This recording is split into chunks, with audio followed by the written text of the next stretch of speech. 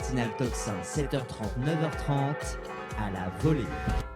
Ça fait 2 mois et demi que nous attendons un retour, une réponse, un acte présidentiel de notre président Emmanuel Macron. Je vous rappelle que la dissolution de l'Assemblée nationale a eu lieu le 9 juin dernier. Depuis, le parti présidentiel est quand même en minorité. Gabriel Attal, comme le veut la Constitution, a présenté sa démission refusée, reportée. Et oui, les JO passaient avant tout, ça aurait fait des ordres. Le Premier ministre, je rappelle les mots du président de la République à l'époque, sera nommé mi-août au nom de la trêve des JO. Voilà, c'était ce qu'il annonçait à ce moment-là. Je rappelle encore la suite de cette phrase. À partir de là, toujours en citant Emmanuel Macron, en fonction de l'avancée de nos discussions, ce sera ma responsabilité de nommer un Premier ministre ou une Première ministre et lui confier la tâche de constituer un gouvernement et d'avoir le rassemblement le plus large qui lui permette d'agir et d'avoir la stabilité. Voilà. Que du rêve qu'on nous promettait alors mi-juillet, même fin juin. Eh bien, 2 mois et 3 semaines plus tard, après cette dissolution, eh bien, Lucie Castel, la candidate à Matignon, désignée par le nouveau Front populaire, n'est, malgré les effets d'annonce, pas nommée par le président de la République, qui décide d'organiser un deuxième cycle de consultation depuis hier, exclut au passage la piste d'un gouvernement de gauche. Réaction, d'ailleurs, de la candidate de gauche, Lucie Castel, sur France Inter, hier. Écoutez. De la colère.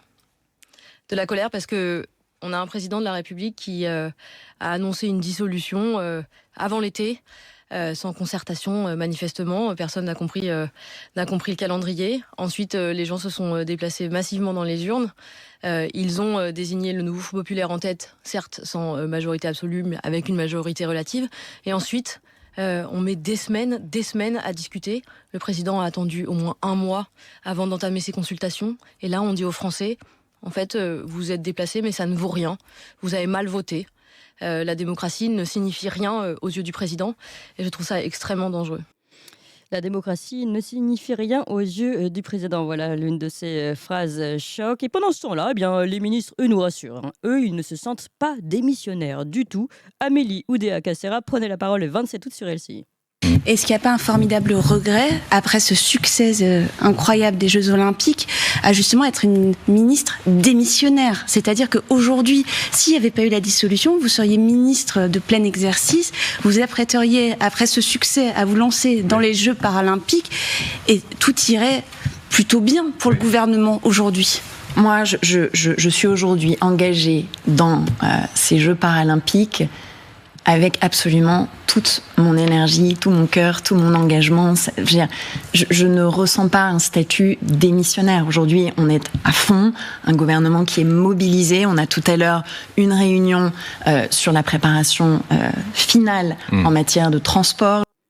Et puis d'ailleurs, un petit peu plus tôt dans Politico, on nous rappelait qu'Emmanuel Macron assurait que le pays est tenu. Donc nous n'avons qu'un ressenti de déni présidentiel, nous aussi, comme le ressenti de statut démissionnaire, ou alors un ressenti de déni démocratique. Mais finalement, les amis, tout va pour le mieux, dans le meilleur des mondes. C'est en tout cas la question que je pose à François Coq, Guilain Benessa, mes 2 invités. Bonjour François Coq.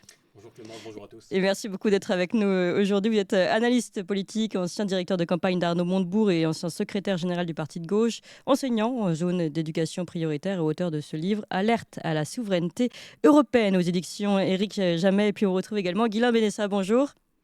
Bonjour Clémence, bonjour. Merci beaucoup d'être avec nous. Avocat, docteur en droit, enseignant à l'Université de Strasbourg, auteur notamment de ce livre Le référendum impossible, comment faire taire le peuple, aux éditions L'Artilleur, ou encore On marche sur la tête, la France, l'Union européenne et les mensonges, aux éditions L'Artilleur également. Alors pour commencer, peut-être François Coq, je me tourne vers vous. Plusieurs choses. D'abord, ce déni évidemment démocratique, déni aussi de ce rassemblement et de gouvernement de gauche, et puis peut-être aussi si vous pouvez nous parler de Lucie Castel que vous avez vous-même interviewée. Oui, alors bon, il y a beaucoup de choses à dire.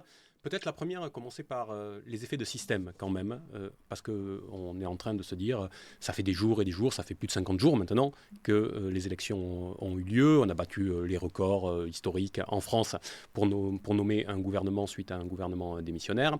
Il il faut bien constater qu'on a quand même là affaire à un effet de système qu'on connaît déjà au niveau de l'Union européenne, depuis que l'ensemble de l'Union européenne est rentré dans l'ère de la démocratie minoritaire. Il ne vous a pas échappé que les Pays-Bas ont mis 6 mois encore au printemps avant de nommer leur gouvernement, qu'en Bulgarie, on n'arrive pas à nommer un gouvernement, on va d'élection en élection 6 en 3 ans, que même en Allemagne, la dernière fois, ils ont mis 6 mois pour nommer un gouvernement. Ce que je veux dire par là, c'est pas que c'est très bien qu'on fasse comme les autres, c'est qu'il se passe en France la même chose que ce qui se passe dans les autres pays de l'Union européenne, c'est-à-dire que la scène politique est tellement éparpillée qu'il n'y a plus de majorité qui se mettent en place, on n'arrive même plus à créer des coalitions qui obtiennent une majorité au sein du Parlement. On en revient à ce qu'on avait dit lors de l'un de nos derniers entretiens au début de l'été, qui est que le seul fait majoritaire désormais en France, c'est la majorité de censure. Et c'est d'ailleurs l'évolution de la démocratie minoritaire en France. En réalité, la démocratie minoritaire, on pourrait considérer qu'elle commence dès 2017 avec M. Macron. Si on l'a fait commencer ne serait-ce qu'en 2022, M. Macron gouverne de manière minoritaire.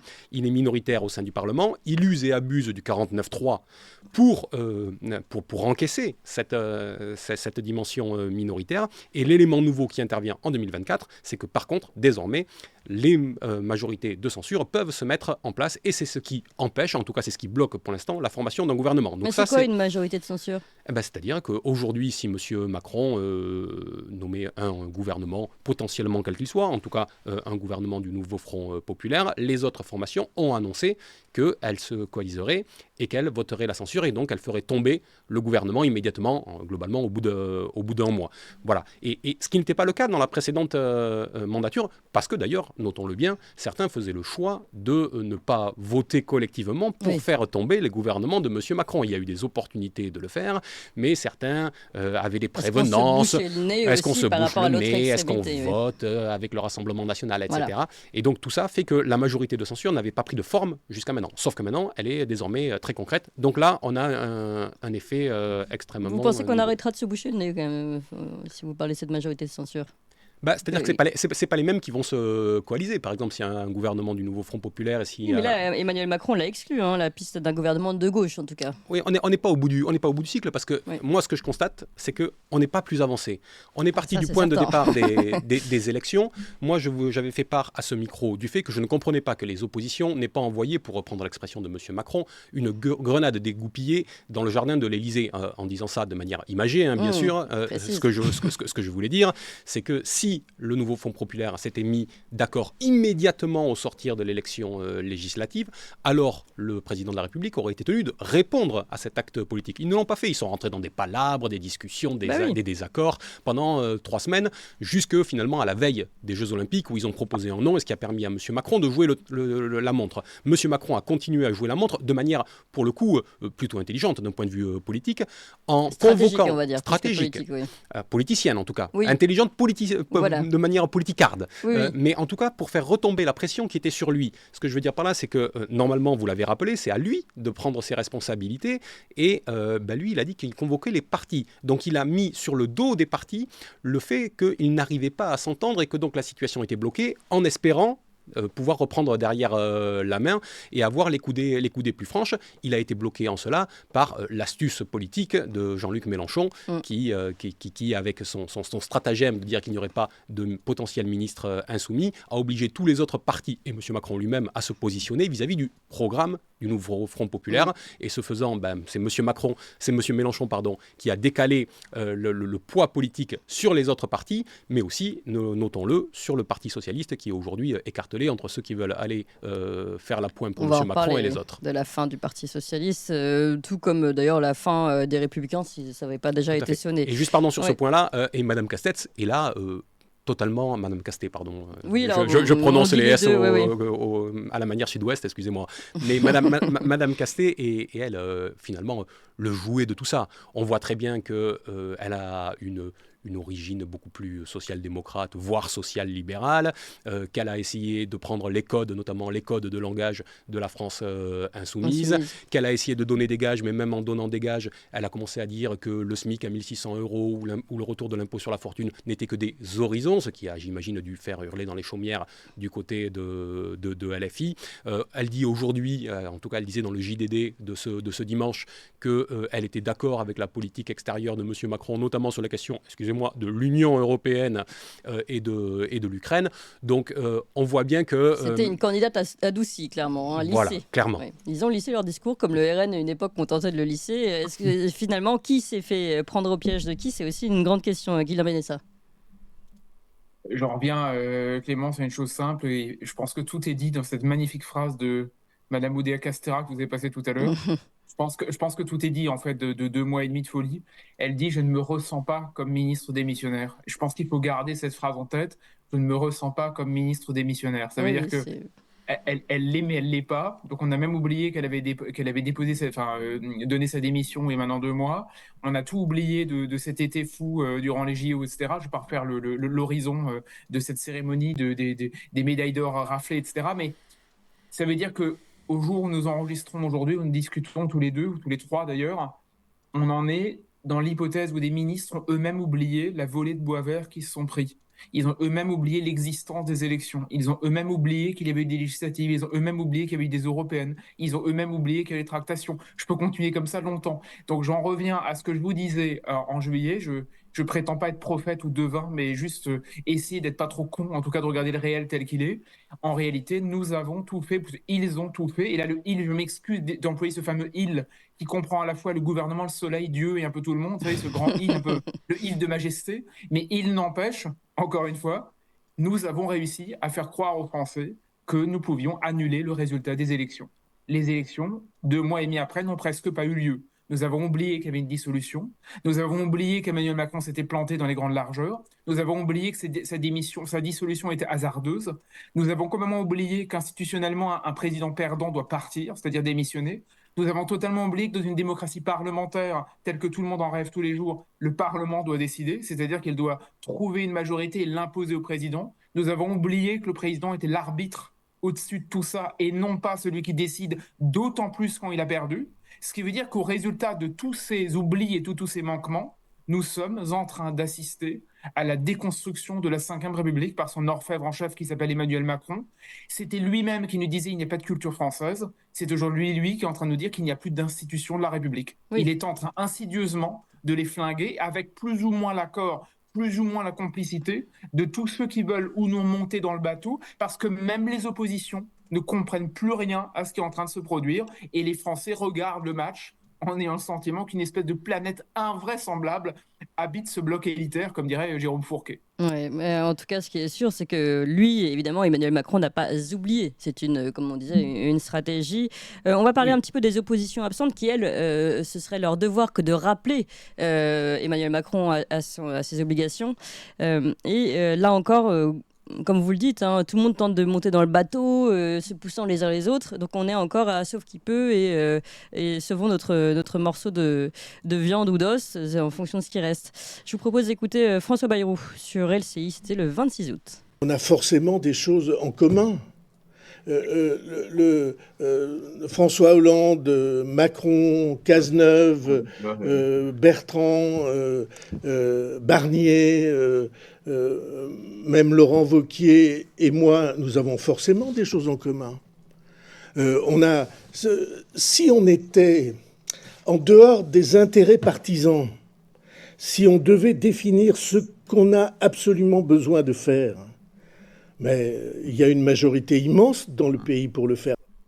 Voilà, donc évidemment, il dit il y a une majorité entre Cazeneuve, Bertrand, Barnier et même Laurent Wauquiez, attention, ça va très loin, évidemment, incluant François Hollande, Emmanuel Macron, François Bayrou, donc la social-démocratie qui se retrouve là, et qui exclurait les plus extrêmes. Voilà, la majorité souhaitée, finalement, on a l'impression que ça va se tourner vers ça doucement, Emmanuel Macron et ses amis.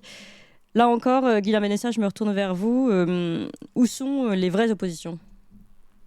Juste un mot, là, parce que c'est magique. Vous Oui. savez, François Bayrou, il a 40 ans de carrière. Il était ministre sous Balladur, Chirac, etc., et de l'Éducation nationale. C'est merveilleux d'entendre un homme politique, je ne le connais pas, j'ai rien contre François Bayrou, ou plutôt j'en ai tellement contre lui que j'ai même plus envie d'en parler, mais c'est, si vous voulez, ce qui est fascinant, c'est qu'il ne se rend pas compte de l'effet de caste que produit une telle phrase, assénée aussi tranquillement. C'est-à-dire que en fait, il en vient à dire, mais François Bayrou dit ça depuis le lendemain de la dissolution, hein, il n'a pas changé. Il dénie le résultat du premier tour, hein, il avait détesté que le RN arrive en tête. Bon, vous m'étonnez, hein, c'est pas stupéfiant venant de lui, mais il n'empêche, ça signifie tranquillement que vous savez, pendant la Constitution européenne, pendant le référendum de 2005, François Hollande et Nicolas Sarkozy posaient main dans la main en couverture de Paris Match.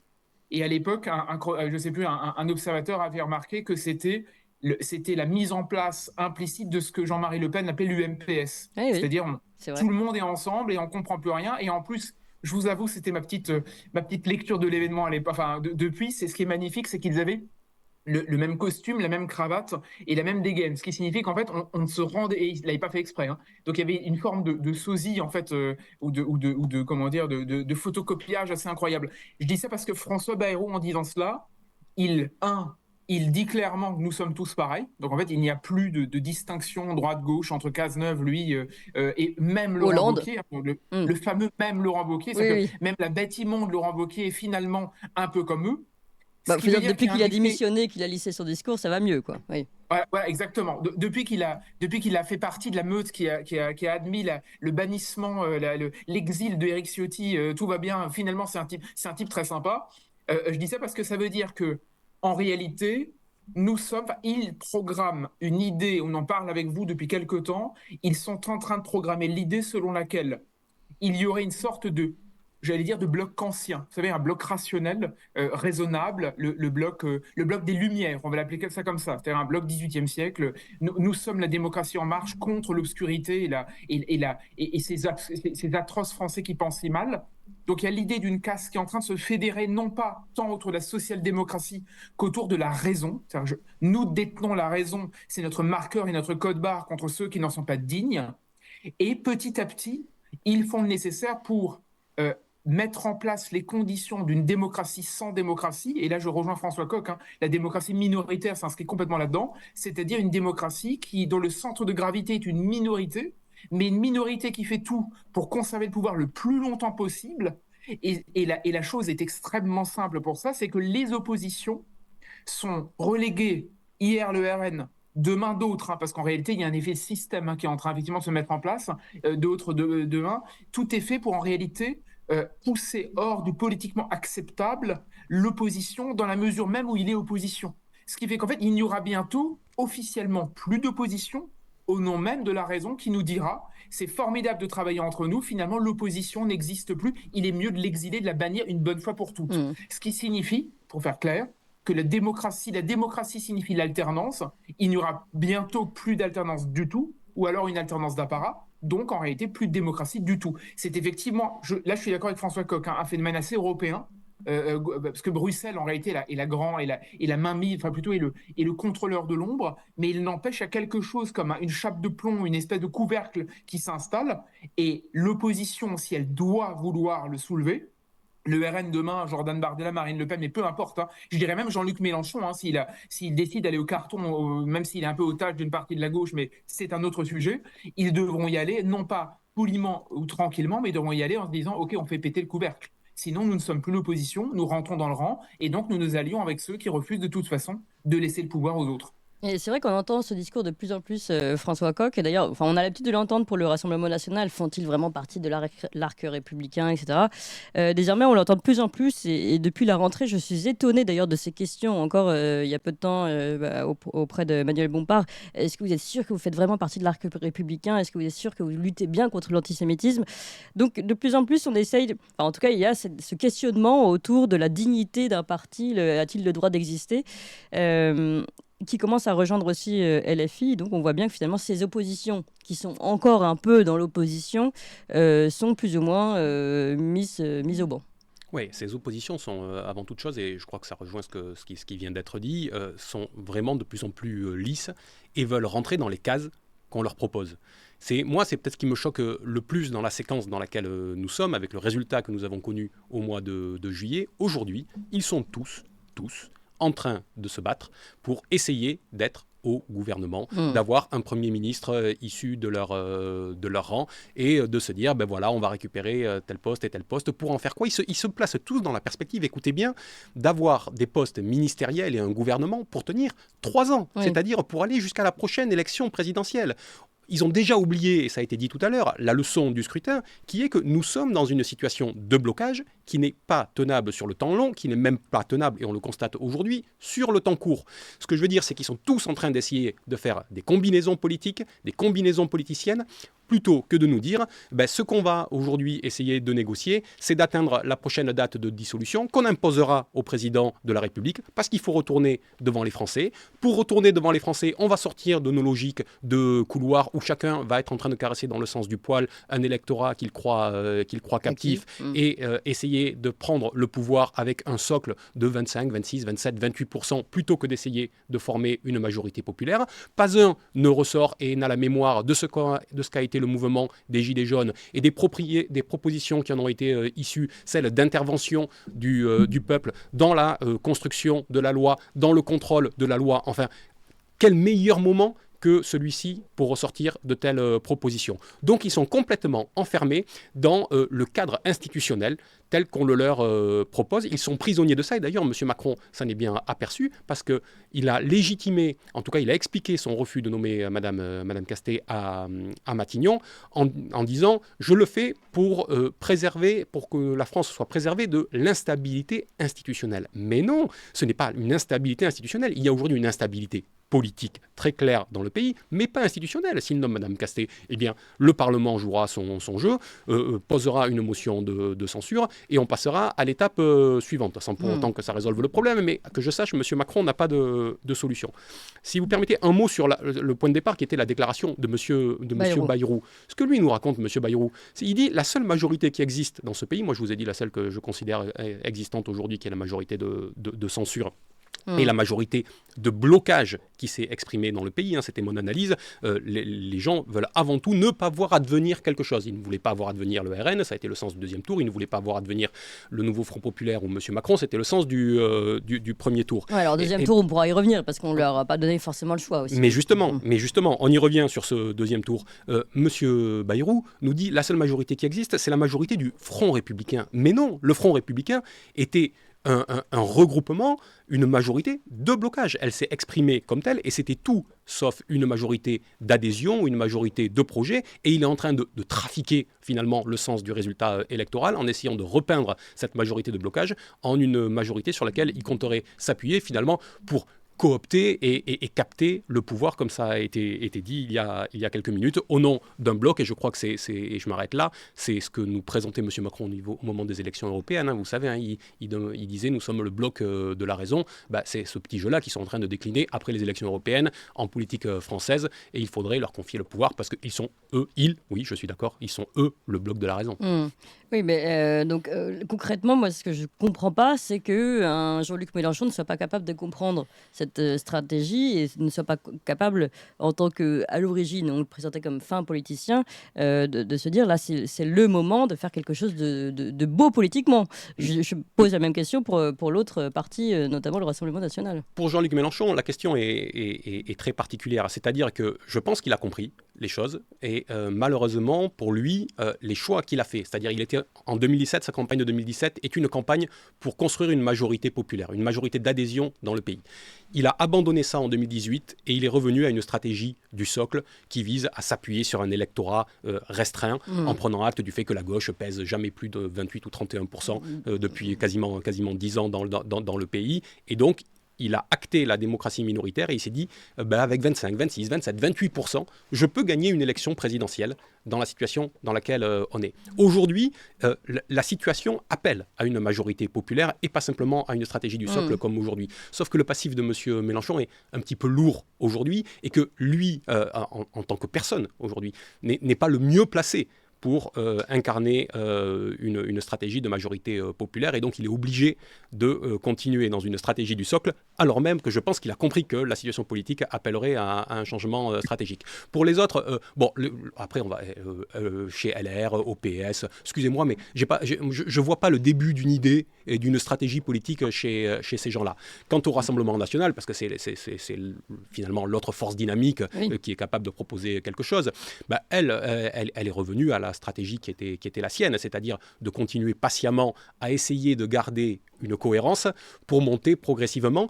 Je pense qu'ils se sont rendus compte que le coup d'accélérateur qu'ils ont essayé de donner, que Mme Le Pen et M. Bardella ont essayé de donner au moment du deuxième tour, en essayant de polir, en essayant de polir leur discours, était finalement une rupture idéologique avec ce qu'ils sont, avec la confiance qu'ils ont su créer avec une grande part de l'électorat. On pouvait leur reprocher bien des choses, mais on ne pouvait pas leur reprocher leur manque de cohérence. Et ça, beaucoup d'électeurs le reconnaissaient.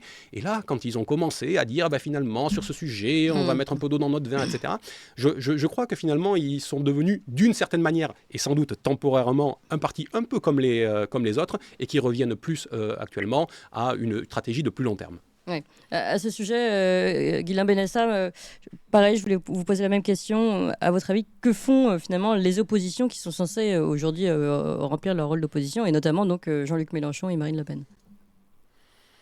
Bon, là, je suis peut-être un peu en désaccord avec ce qui vient d'être dit. Je pense que Jean-Luc Mélenchon joue très habilement. Je pense que c'est le seul qui sortira vainqueur de cette séquence. Rien que ce mot m'indispose, et m'énerve, mais peu importe. Je pense que Jean-Luc Mélenchon s'en sort très bien parce qu'il est le seul à avoir compris, ou plutôt il a saisi immédiatement que... Déjà, Jean-Luc Mélenchon, je pense qu'il a de la mémoire. C'est certainement le seul homme politique qui a de la mémoire. Je ne parle pas uniquement du fait qu'il a une mémoire politique et historique, parce qu'il paraît que c'est un lecteur de la Révolution, etc. Mais je pense qu'il réfléchit c'est le seul qui réfléchit avec une tactique à moyen terme. Je m'explique.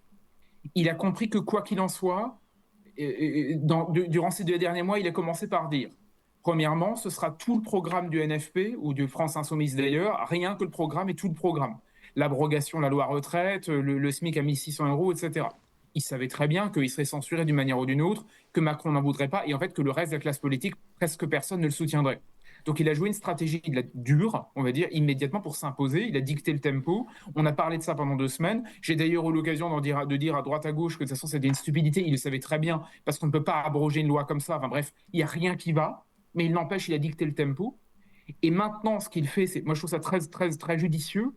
Il est en train de dire, à la limite, on essayait de nommer un gouvernement de gauche sans LFI. Comme ça, son parti n'est pas touché par la radioactivité du bloc élitaire, parce que le bloc élitaire est radioactif. Les Français ont bien exprimé l'idée qu'ils ne veulent plus du bloc élitaire, donc on va dire du macronisme au pouvoir, qui en fait s'accroche autant qu'il peut. Et Jean-Luc Mélenchon, je pense, se dit en 2027, je serai le seul à ne pas être touché par cette radioactivité.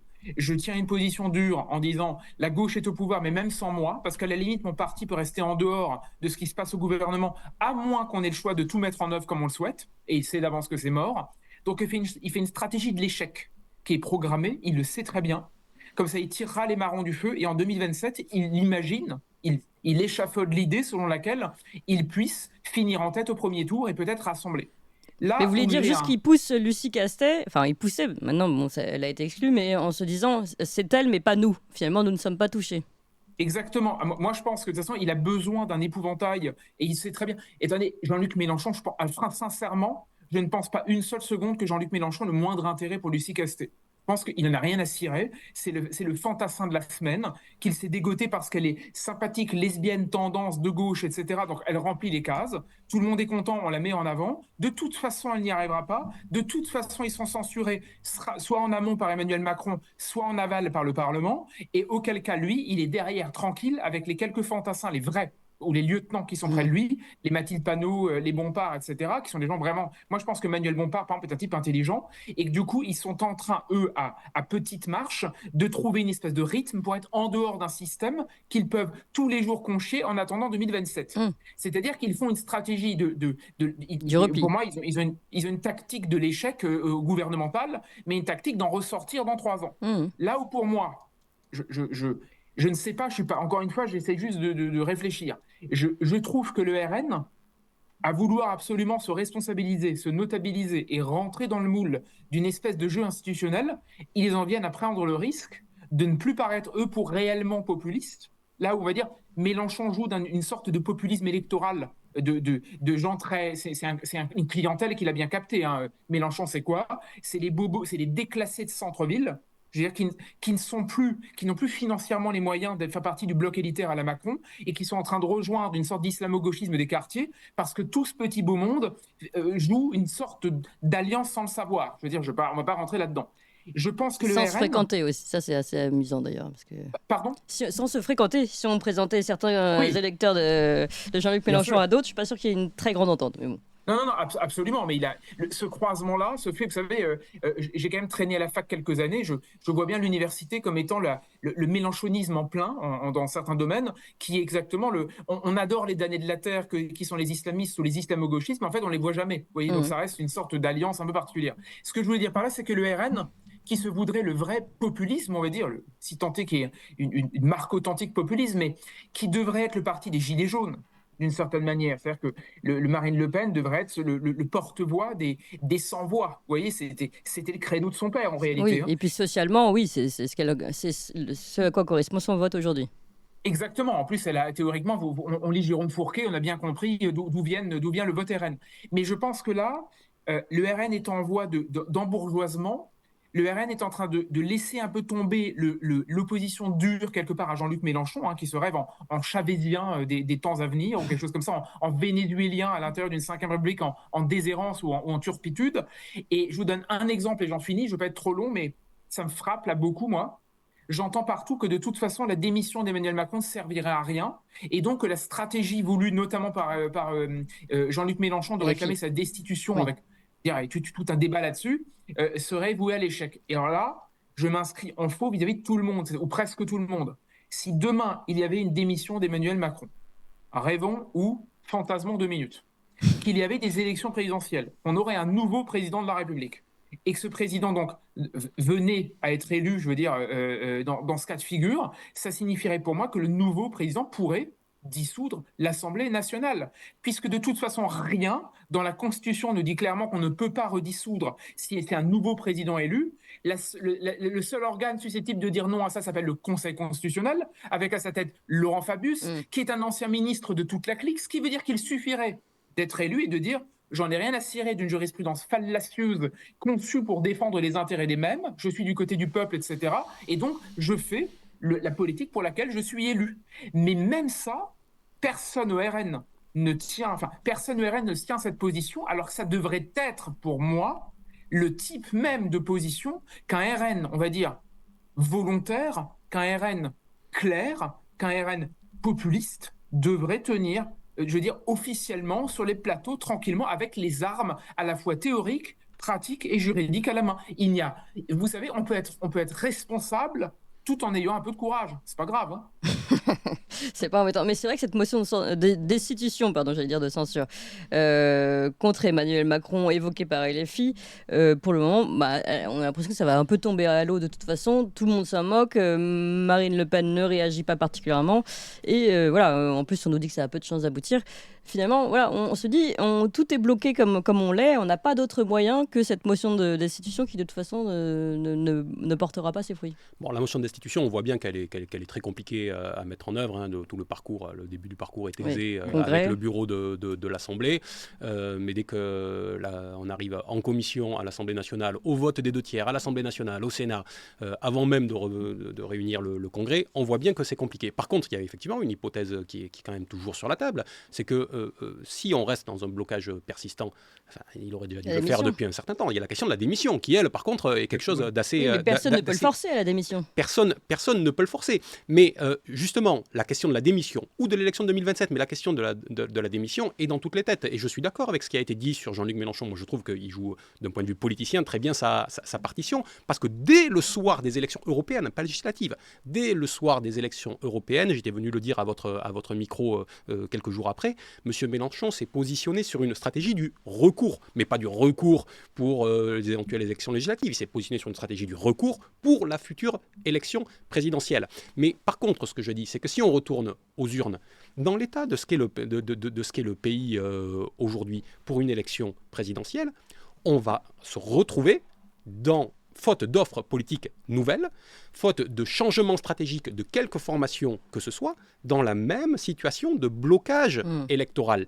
C'est ça la réalité. Donc, si l'offre politique n'évolue pas dans le pays, on reste confronté à la démocratie minoritaire, et dans cette démocratie minoritaire, celui qui a l'avantage, on a pu le constater au moment des législatives, parce qu'il faut bien rappeler quand même ici que le score du bloc de M. Macron est bien plus élevé que ce qu'on pensait, c'est qu'avec les stratégies d'alliance, de front républicain, etc., il y a une prime au bloc central, à partir du moment où on accepte la règle du jeu, de la démocratie minoritaire, de la tripartition de l'espace politique, eh bien vous pouvez faire ce que vous voulez, mais il y aura toujours une prime au bloc central, et donc on fait le jeu de M. Macron en restant dans le paysage politique tel qu'il a été dessiné par M. Macron lui-même. Ce que je reproche aux uns et aux autres, c'est de respecter cette espèce de cadre politique artificiel dans lequel on les cloisonne et dont ils ne sortiront pas, ils en sont prisonniers, et ils espèrent avoir des petites gratifications là-dedans.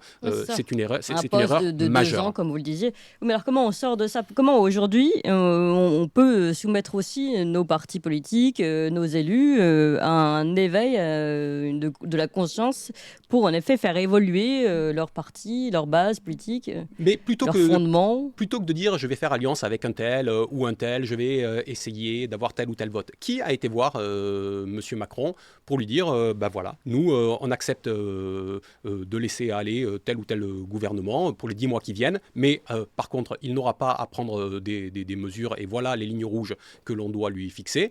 Mais par contre, ce que vous vous engagez à faire, c'est que le 10 juin prochain, il y a dissolution. Voilà. Qui a mis cette carte dans les mains de M. Macron et qui le lui impose, qui reprend le tempo politique par rapport à celui-là. Et une fois que cette chose-là aurait été faite, ça n'empêche pas de faire des choses dans la période, d'additionner, et je l'évoquais tout à l'heure, des mesures pour imposer une participation active des citoyens pendant l'année qui vient et au-delà.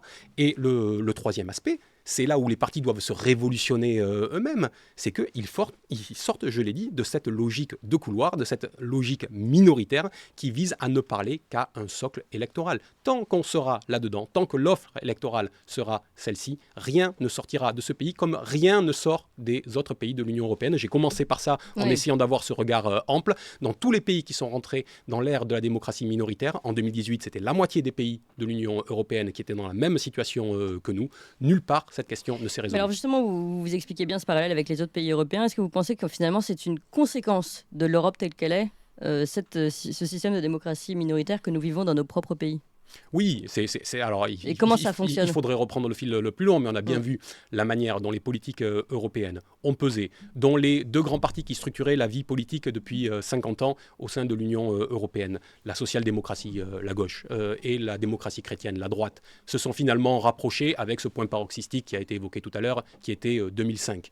Le système a commencé à se gripper à ce moment-là. La première réponse du système a été de créer des grandes coalitions, c'est-à-dire une coalition pas large, mais juste entre ces 2 grands partis, entre ces deux grands blocs. Mais même ça, les gens ont vu que tout ça, c'était du pareil au même. Donc, ils n'ont plus accordé de majorité à ces alliances entre ces 2 grands blocs. Là, on arrive finalement au milieu des années 2010 et au moment où on entre dans l'ère de la démocratie minoritaire et où tout se parcellise et où il n'y a plus de majorité parlementaire qui puisse se mettre en place, à part des majorités qui apparaissent comme désidéologisées, c'est-à-dire par exemple l'Allemagne avec les libéraux chimiquement purs économiquement, et les Verts et les sociaux-démocrates du SPD, qui n'ont pas de force propulsive parce qu'elles n'ont pas de cohérence idéologique. Et quand il n'y a pas de cohérence idéologique, qu'est-ce qui prime là-dedans? Finalement, c'est l'idéologie de Bruxelles.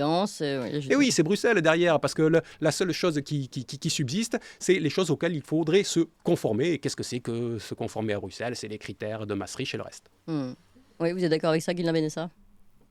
Oui, largement. Vous savez, en fait, je pense que François Coq a raison. En 2005, on en parle souvent, et la date est une date fatidique, mais je pense plutôt, vous savez, enfin plus lourdement peut-être, et peut-être plus pessimistement, ou plus tragiquement, je ne sais pas. Depuis les années 60, en fait, le modèle démocratique occidental est entré en mutation, notamment en Europe, évidemment, en premier lieu, mais pas que en Europe. Mais aux États-Unis, Je pense d'ailleurs à la congruence entre Emmanuel Macron, Joe Biden, Kamala Harris, etc. Il y a vous savez, il faut relier les points. Et actuellement, on est en train de vivre l'ère des points reliés avec des résultats aussi furieux à lire et des complots dans tous les coins et des histoires. Vous savez, au début, on se dit vous êtes tous des complotistes et 6 mois plus tard, on se rend compte que les complotistes avaient raison. Mais c'est un peu dans tous les domaines. Vous pensez à Mark Zuckerberg qui avoue qu'il a effacé énormément d'informations des réseaux sociaux pendant le Covid, par exemple? Voilà, exactement. Mais je pense à la demande de Joe Biden et aussi sur son Exactement, fils Hunter Biden d'ailleurs, je le précise. Je pense à la question des vaccins, je pense à la question du Covid, je pense à la question de la démocratie. Je pense que tout ça est très lié. Ce que je veux dire par là, c'est que nous avons conçu un monde, je suis désolé du nous, mais je suis obligé de m'inclure quand même, parce que même si c'est pas nous, on fait partie quand même de ce monde-là. Oui. Le monde a été conçu depuis les années 60 sur une technicisation, on va dire, de la chose démocratique, et donc à la confiscation par les experts, les sachants et les juges de la chose politique. Donc le gouvernement du peuple, par le peuple et pour le peuple est devenu petit à petit un gouvernement d'experts, une sorte d'épistocratie ou de juristocratie, on va dire quelque chose comme ça, qui a remplacé la démocratie. Ce qui a donné lieu donc, et c'est très simple, n'importe qui peut vérifier, c'est pas de ma part une sorte de critique déguisée ou implicite ou interprétative. Il suffit de lire l'article 2 du traité sur l'Union européenne. N'importe qui peut le lire sur Internet. Et vous voyez que parmi les valeurs fondamentales de l'Union européenne, il y a d'abord non-discrimination, participation à plein de choses, etc. Et la démocratie est noyée dans ce club sandwich de valeurs, comme si finalement on se foutait royalement de la démocratie. Or, je pense que ce n'est pas du tout malencontreux, hasardeux, par erreur, ou vous savez, par extension. Pas du tout. Je pense que l'objectif depuis les années 60, c'est de faire disparaître la démocratie. C'est que le démos doit disparaître et que précisément toutes les alliances aujourd'hui conçues politiquement, qui prennent la forme d'espèce de social-démocratie molle, qui en réalité est la même chose, il faut le dire, que la démocratie chrétienne. Il n'y a aucune différence, ou presque pas, entre, on va dire, qu'est-ce qui sépare réellement le monde d'Angela Merkel d'hier, je veux dire la droite allemande, du monde de la gauche allemande d'aujourd'hui. Qu'est-ce qui sépare Emmanuel Macron, François Hollande? On voit bien que c'est la même chose. Qu'est-ce qui sépare en Espagne ou dans d'autres pays la gauche et la droite, à part des questions, on va dire, j'allais dire triviales, ou des questions sociétales, qui sont des dernières barrières où de temps en temps, il y a encore des échauffourées. Ce que je veux dire par là, c'est que je pense que ces gouvernements d'alliances improbables, ce bloc central, comme on l'aime souvent, ou ce bloc élitaire, comme je préfère le dire, mais franchement, peu importe, sont de toute façon prisonniers, et même volontairement prisonniers, d'une stratégie conduisant au bout à dire « nous faisons ça depuis 60 ans, c'est formidable, nous l'avons appris à l'école, nous l'avons appris à l'université, nous l'avons pratiqué dans les ministères, nous l'avons pratiqué, on va dire, dans l'état profond, au sens très large du terme, nous l'avons pratiqué dans les entreprises, à la banque Rothschild pour Emmanuel Macron, etc., etc. » Donc ça peut durer longtemps comme ça. Pourquoi voudriez-vous qu'à un moment, un type se lève et se dise « tiens, on pourrait faire autrement ». C'est impossible, puisque ils ont, je pense d'ailleurs, je dis souvent sur votre antenne, je pense que plus que par méchanceté ou par traîtrise, je pense que tous ces gens fonctionnent par ignorance. Je pense que quand vous avez lu la même Bible depuis 60 ans, comment voudriez-vous vous rappeler qu'il existe un autre monde, que la démocratie, ça existe encore? Vous voyez que la démocratie athénienne, je prends un exemple très simple, après je m'arrête, mais regardez durant les JO, c'était merveilleux.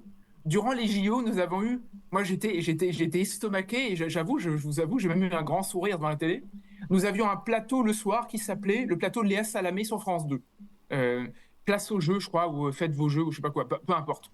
Donc Léa Salamé, c'est-à-dire la compagne de Raphaël Glucksmann, reçoit tous les soirs des compétiteurs avec des médailles. Parce qu'on avait une batterie de médailles. Et donc, on a eu un soir une batterie de médailles d'or portée par je sais plus, par une équipe française qui avait tout gagné, formidable, qui est venue et qui a chanté la Marseillaise de façon assez vibrante sur le plateau et sur la table du plateau de Léa Salamé. Et elle-même est toute contente, elle chante la Marseillaise. Et alors là, je me dis, c'était merveilleux.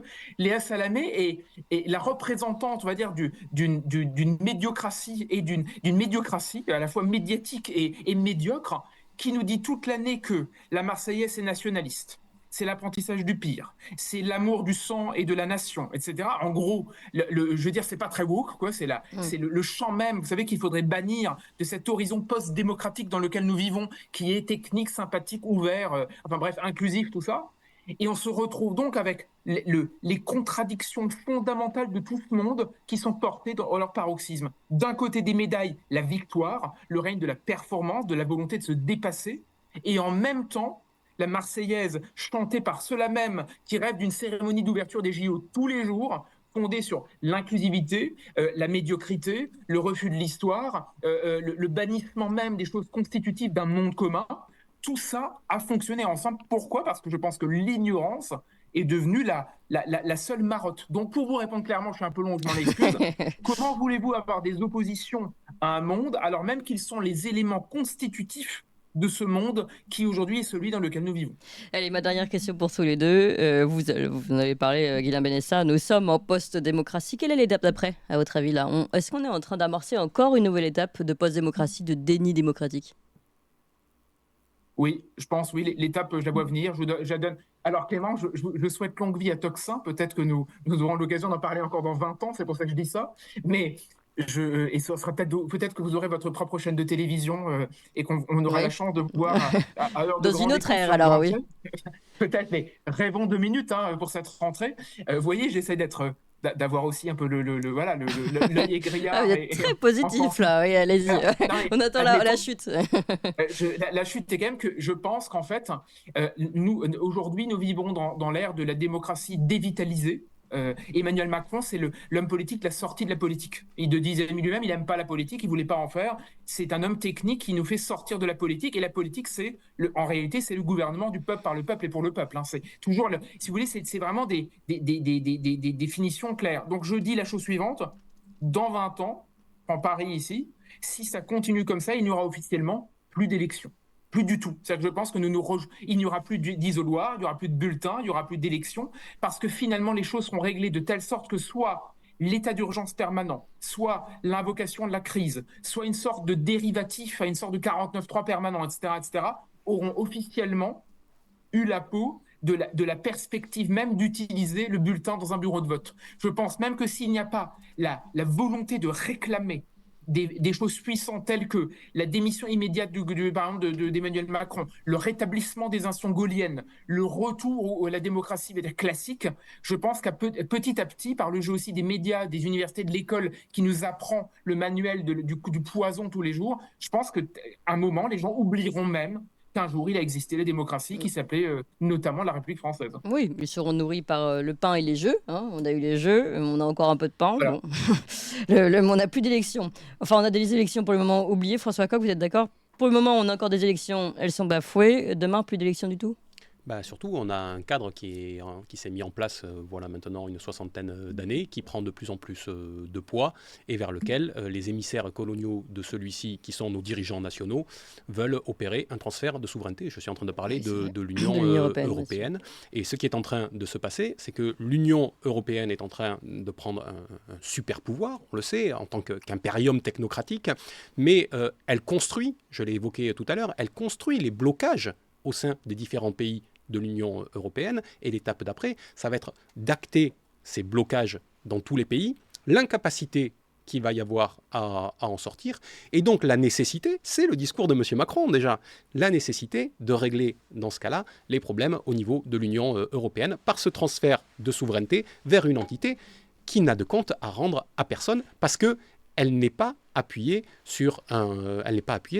Élection, voilà, ouais. Elle n'est pas appuyée elle ne repose pas sur la souveraineté populaire. Venez pas commencer à m'expliquer que les élections européennes ou le reste sont des élections qui traduisent une forme de souveraineté populaire. Voilà l'étape d'après qui nous pend au nez. Oui, donc on deviendrait dans ce cas-là une forme de d'administration locale qui gérerait les affaires courantes, mais dirigée de toute façon c'est déjà plus ou moins le cas, mais oui, nous serions une région de cette entité de cette entité purement technocratique qui imposerait la seule politique possible, parce que appuyée, je reprends leur vocabulaire, sur le bloc et la raison. Voilà, il n'y aurait plus qu'une seule pensée qui serait la pensée de Bruxelles. Il faudra quand même voir comment cela se passe à l'époque quand même du déclassement de l'Union européenne et des pays en son sein. Est-ce que ce coup de force qui se met patiemment en place étape par étape, pourra aller au bout. Moi, je fais quand même, malgré tout, et malgré le rouleau compresseur auquel nous faisons face, plutôt confiance en la capacité d'insurrection populaire pour recouvrer sa souveraineté. Vous avez donné la clé. La seule clé pour le moment, on ne la trouve pas dans le vote. On se dit c'est dans une insurrection ou une révolte au moins mentale, comme on disait, où il faut commencer par ouvrir les yeux, se rappeler ce qui existait 60 ans avant. Mais tout de même, pour le moment, le réveil, il se passe par un coup de force du peuple. Parce qu'aujourd'hui, cette capacité d'insurrection populaire qui est là en germe, on sent qu'il y a quelque chose de magmatique en France, mais dans les autres pays, pas qu'en France, on l'a vu en Grande-Bretagne. Dans les autres pays aussi, n'entre pas en résonance aujourd'hui avec un débouché sur la scène politique. Ce qu'il faut faire sauter aujourd'hui, c'est le bouchon politique et politicien qui bloque tout l'espace et toute la capacité du flot populaire à se déverser.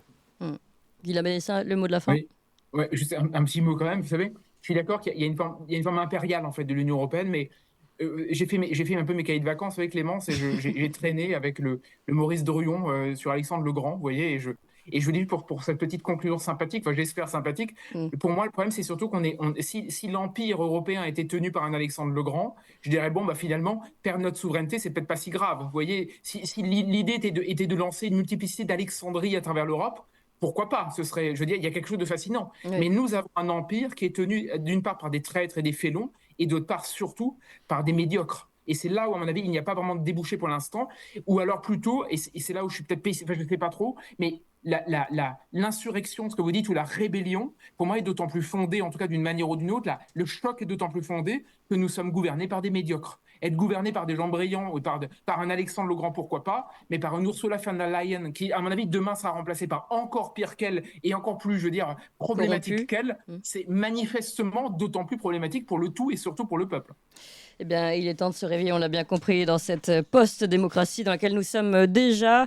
Merci à tous les deux. Merci François Coq. Je rappelle votre livre Alerte à la souveraineté européenne aux éditions Éric Jamet. Plus que jamais, il est temps de sonner l'alerte. C'est aussi le mot d'ailleurs de Tocsin. Guillaume Benessa, merci encore.